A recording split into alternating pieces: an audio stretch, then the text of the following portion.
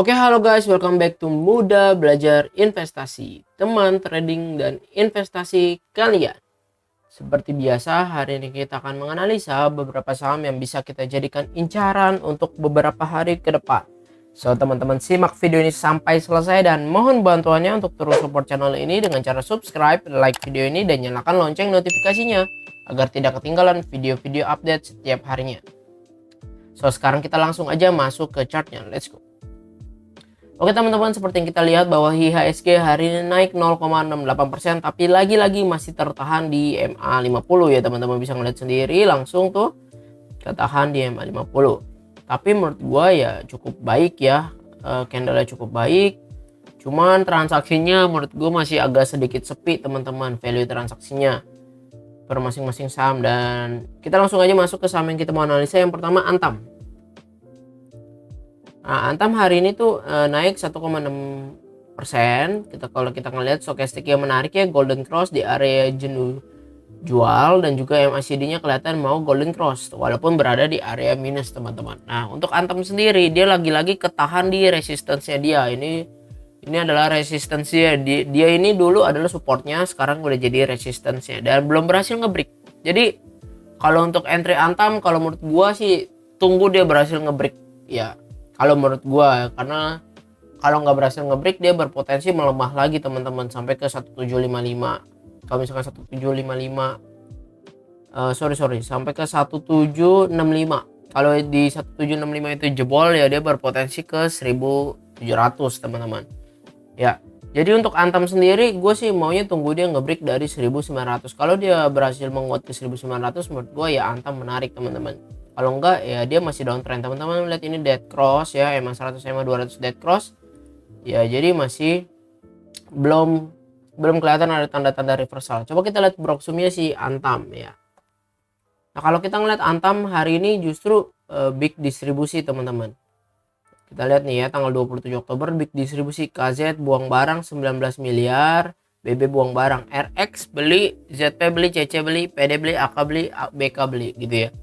Tapi masih big distribusi. Coba kita lihat foreign. Antam itu diakumulasi loh sama foreign. Ternyata dari tanggal 19 Oktober sampai 27 Oktober foreign akumulasi. Coba kita lihat ya, dari berapa tadi? 19 Oktober kita lihat. Masih big distribusi total, tapi AK masih pegang barang 40 miliar di average 1812. Ya, jadi AK masih megang di area bottom di sini di 1812 average-nya kurang lebih. Ya. Jadi foreign masih akumulasi si Antam teman-teman. Apakah Antam udah saatnya kita koleksi? Ya kalau menurut gue pribadi, gue sih belum tertarik buat koleksi Antam. Kalau dia berhasil break 1900, dia masih dihadang sama resistance kuat di MA100 dan MA50 nya teman-teman. Menurut teman-teman gimana untuk Antam? Lanjut ke saham berikutnya itu HMSP, saham rokok ya, Sampurna.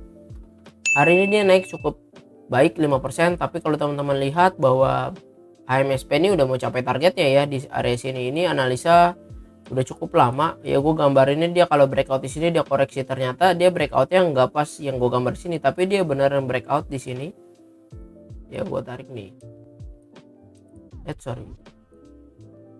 ya dia koreksi, dia baru naik sama ya patternnya. Dia breakout, dia koreksi tuh ya, volumenya kecil, breakout volumenya cukup menarik, koreksi kecil, rebound volume gede ya.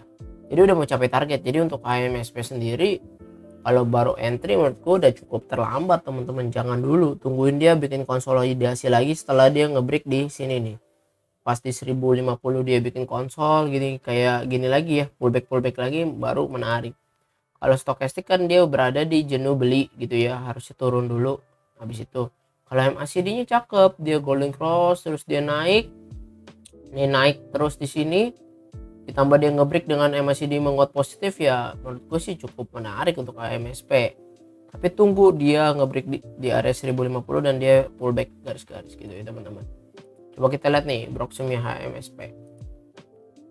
Big Akum ya, hari ini Big Akum yang beli OD, YU, LG. OD beli 26,9 miliar. Coba kita lihat foreign HMSP. foreign distribusi 11,8 miliar. Padahal kemarinnya dia akumulasi netnya 11 miliar. Jadi dia kayak buang barang ya. Coba kita lihat ya teman-teman. Dia itu akumulasi dari tanggal 19 loh. MSP tuh dari 19 dia akumulasi terus foreign. Oke, small akum LG yang megang paling banyak 30 miliar. Nah, average mereka tuh ya di 1000, kurang lebih di 1000. Di 1000 itu di area sini nih. 1000. Ya. Menurut teman-teman HMSP menarik gak untuk kita entry? Silahkan komentar menurut kalian ya. Lanjut ke saham berikutnya BRPT. Nah, BRPT ini naiknya juga cukup bagus 5%, candlenya menurut gua menarik. MACD-nya terus naik dan sebetulnya BRPT ini ya dia masih sideways aja sebenarnya. Ini gua hapus ya, ini analisa lama, ini divergence sudah kecapai di tanggal 11 Oktober.